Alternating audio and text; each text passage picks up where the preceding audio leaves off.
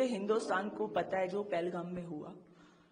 हम लोग पहले तो प्रेडिक्ट नहीं कर पाते थे कि शेलिंग कब होगी, क्योंकि बॉर्डर का एरिया है, यहाँ पे कभी भी कुछ भी हो जाता है। तो community single house hold bunkers है जो वो हमें रेडी ही मिलते हैं। जो कम्युनिटी बंकर्स है इनको हमें प्रिपेयर करना पड़ता है टाइमली। और आज की डेट में जो पहलगाम में हुआ, अगर उसका रिटेलिएट हिंदुस्तान नहीं करेगा तो वो शर्म की बात हो जाएगी हमारे लिए।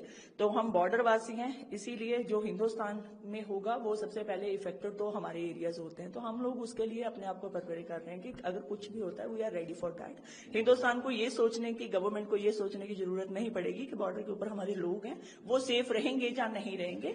हम लोग किसी तरीके से उनके हाथ नहीं बांधना चाहते। अब जो होगा वो आर पार का होने दीजिए, क्योंकि जो इन्होंने हालात किए, निहत्थे लोगों के ऊपर वार किया, इन लोगों ने हमारे शहीदों, जवानों को शहीद किया। हमारे साथ जो भी हुआ आज उसका इतना दुख है कि हमारे दुख उनके सामने बहुत कम पड़ गए। तो दैट्स वाई हम लोग अपने पब्लिक के लिए, अपने लोगों के लिए, जो हमारे कम्युनिटी बंकर्स, जो हमारे सेफर जोन है, उनको रेडी कर रहे फॉर दैट कि अगर कल को कुछ भी होता है तो वी आर रेडी।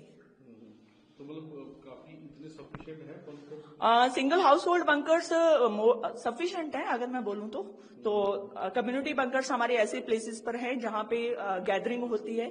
अगर स्कूल हो गए, हमारे राशन स्टोर्स हो गए, हमारे ऐसे कम्युनिटी एरियाज हो गए, यहाँ पे लोगों का इकट्ठ रहता है, तो वहां पे ये हमारे कम्युनिटी बंकर्स हैं कि अगर कल को कुछ भी होता है तो घर जाने की जरूरत नहीं रहेगी। तो यहाँ पे हम लोग अपनी शरण ले सकते हैं। एंड वन बंकर होल्ड करता है कोई 70 लोगों को, कम्युनिटी बंकर्स में।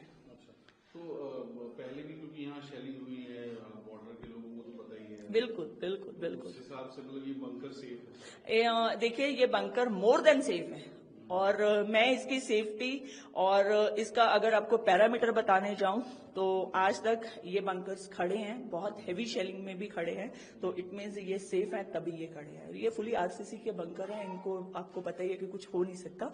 कि और कोई मटेरियल का होते तो हम लोग भी इतने कॉन्फिडेंट नहीं होते।